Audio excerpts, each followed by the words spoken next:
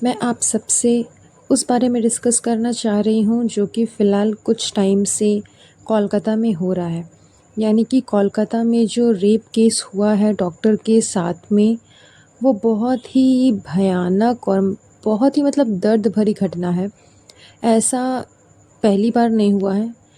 ये चीज़ हमेशा से होते आ रही है एंड इसके ऊपर किसी तरह का ना तो कोई बैंड लगाया गया है, ना ही इसके ऊपर कुछ ऐसे स्ट्रिक्ट एक्शंस लिए गए हैं जिससे कि इन हैवानों के दिल में डर पैदा हो।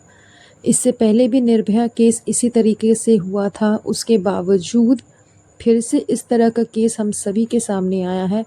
एंड सबसे शर्म की बात तो ये है कि अभी तक उस विक्टिम को न्याय नहीं मिला। यहाँ तक कि कोशिश ये की जा रही है कि उस विक्टिम को ही दोषी ठहराया जाए, सारे सबूतों को मिटाया जा रहा है। पुलिस किसी तरह से कुछ भी वर्क सही से नहीं कर रही है, इसलिए सीबीआई को ये केस सौंपा गया है एंड सीबीआई ने भी अभी तक वैसा कुछ खास नहीं बताया और ना ही कुछ वैसे स्ट्रिक्ट एक्शंस लिए हैं। तो लग यही रहा है कि पता नहीं उस विक्टिम को न्याय मिलेगा या नहीं मिलेगा। लेकिन ये बात सिर्फ उस एक पर्सन की नहीं, सिर्फ उस एक लेडी डॉक्टर की नहीं है, बल्कि देश की हर उस लड़की के लिए है जो कि कहीं भी किसी भी सिचुएशन में सेफ़ नहीं है, अपने आप को सेफ़ फ़ील नहीं करती। तो आई विश कि ये जो अनशन है, ये जो एक सबने मिल कर के एक जो मोर्चा चालू किया है उसके लिए, उसके फ़ेवर में कि उसे इंसाफ़ मिले। आई विश कि इसमें सब कोई अपनी भागीदारी दे, हर कोई इसमें शामिल हो एंड उन्हें इंसाफ़ दिलाने की पूरी कोशिश करे। आपसे जितना बन सकता है आप उतना करो, जो बन सकता है आप उतना करो, लेकिन कम से कम उन्हें न्याय मिलना बहुत ज़रूरी है, क्योंकि आज अगर वो वहाँ पर है, उस जगह पे थी, तो कल को हम भी हो सकते हैं।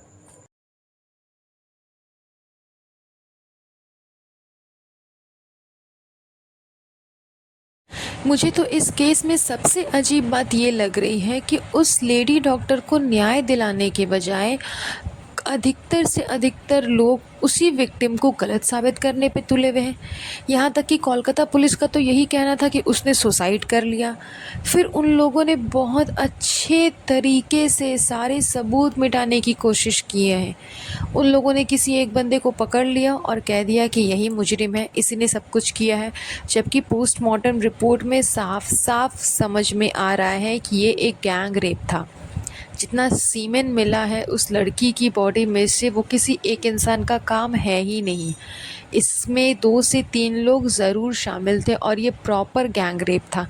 लेकिन फिर भी इस गैंग रेप को सिर्फ एक रेप, एक नॉर्मल मर्डर कहा जा रहा है एंड कोलकाता पुलिस कुछ भी नहीं कर रही है। इसी वजह से ये केस सीबीआई को जब ट्रांसफ़र किया गया तो सीबीआई का भी कुछ ख़ास अचीवमेंट नहीं है इस केस के ऊपर में।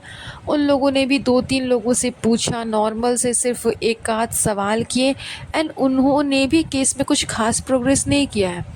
इस वजह से काफ़ी लोग अनशन पे हैं, काफ़ी डॉक्टर्स अनशन पे हैं। वो सब कुछ छोड़ छाड़ करके सिर्फ न्याय के पीछे पागल है कि सिर्फ हमें न्याय चाहिए, हमें ऐसी श्योरिटी चाहिए कि हम जहाँ भी हैं, जिस भी जगह पे है, वहाँ हम सेफ़ हैं।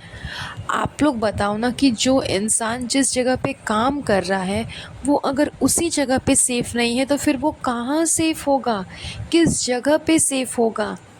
अपने घर पे वो सेफ़ नहीं है, घर के बाहर वो सेफ़ नहीं है, अपने वर्क प्लेस पे वो सेफ़ नहीं है, तो फिर वो कहाँ सेफ़ है इस दुनिया में।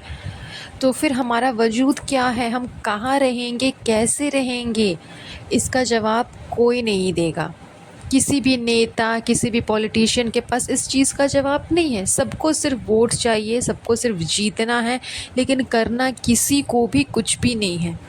मैं बस आप सबसे यही अपील करना चाहती हूँ कि जिन सभी को, जिनको भी इस केस के बारे में पता है, जिनको नहीं भी पता है, वो भी इस बारे में बात करें, अपने स्टोरीज़ पे लगाएं, अपने चैनल्स पे इसके बारे में बात करें, ताकि ये बात ज़्यादा से ज़्यादा फैल सके, ज़्यादा से ज़्यादा लोगों तक पहुँच सके एंड हर एक इंसान मिल कर के अपनी तरफ से कोशिश करे कि हम उस लेडी डॉक्टर को जस्टिस दिला सकें, हम उनको न्याय दिला सकें। क्योंकि मैं बार बार कह रही हूँ कि जिस जगह पे वो लेडी डॉक्टर थी, कल को वहाँ कोई भी हो सकता है। रात के 3 बजे जब पूरी दुनिया आराम से सो रही थी, इवन उसके मम्मी पापा भी आराम से सो रहे थे, क्योंकि रात के 11 बजे उस लेडी डॉक्टर ने अपनी माँ को कॉल करके बताया कि वो बिल्कुल ठीक है एंड वो अब राउंड पे जाने वाली है। रात को राउंड होती है इन डॉक्टर्स की, तो वो राउंड पे जा कर के सारे पेशेंट्स को चेक करने वाली है।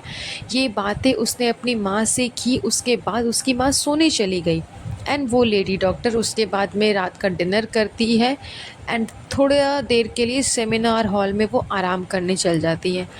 तो उस टाइम पे जब सब कोई सो रहा था, उसके साथ में इतनी हैवानियत हो रही थी, मतलब पोस्टमार्टम रिपोर्ट पे ये साफ साफ साबित हुआ है कि उसने अपने आप को बचाने की बहुत कोशिश की, बहुत लड़ा उसने, लेकिन फिर भी उस हैवान को उस पे बिल्कुल भी दया नहीं आई।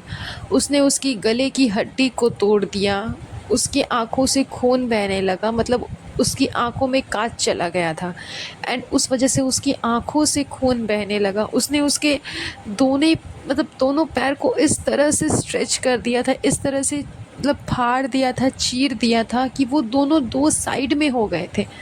तो उसके शरीर का एक एक बोन, एक एक हड्डी तक टूट चुकी थी, लेकिन फिर भी उसने मरते दम तक हिम्मत नहीं हारी। वो फिर भी लड़ती रही एंड लास्ट में उस पापी इंसान ने उसके गले को दबा करके उसको मार दिया।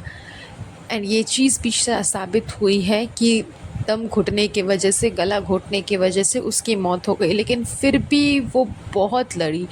जब तक वो ज़िंदा थी, जब तक उसकी सांसें चल रही थी, वो बहुत लड़ी, लेकिन उसने अपने आप को मतलब नहीं बचा पाई। उसे दिख नहीं रहा था, वो दर्द से अधमरी हो चुकी थी, फिर भी वो लड़ रही थी। वो भी उस समय में जिस समय में सब कोई सो रहे थे, किसी को कोई होश नहीं कि उसके साथ में क्या हो रहा था।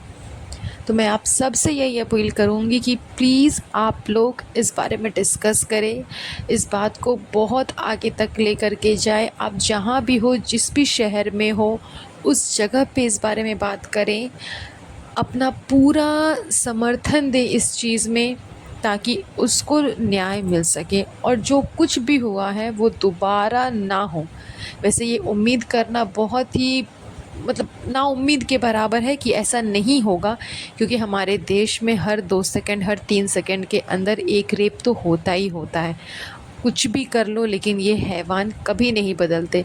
फिर भी मैं यही चाहूँगी कि इस बार हमारे देश के जो नेता हैं, जो लोग हैं, जो पुलिस ऑफिसर्स हैं, जो जज हैं, जो कानून है, वो लोग ऐसा कानून निकालें कि इन हैवानों को वो कानून सुन करके उनके रोंगटे खड़े हो जाएं, सिर्फ सुन करके ही रोंगटे खड़े हो जाए। एंड जब वो कानून उन पे लागू होगा तो वो क्या उनकी हालत होगी वो सोच भी नहीं सकते।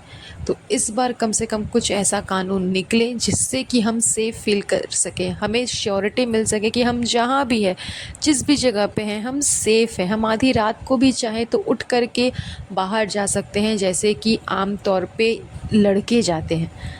तो ऐसा कुछ हो, हमें इतनी श्योरिटी मिले, हम बेझिझक निडर होकर के अपनी ज़िंदगी जी सकें, ऐसा कोई एक्शन ज़रूर कानूनी लोगों को लेना चाहिए एंड कुछ न कुछ ऐसा कानून ज़रूर निकलना चाहिए। तो मैं आप सबसे भी यही दरख्वास्त करूँगी, आप लोग भी इस बारे में बात करें, डिस्कस करें एंड प्लीज़ उस लेडी वुमेन को, उस लेडी डॉक्टर को जस्टिस दिलाने की कोशिश करें। आज के लिए बस मैं इतना ही आप लोगों से मांगना चाहती हूँ।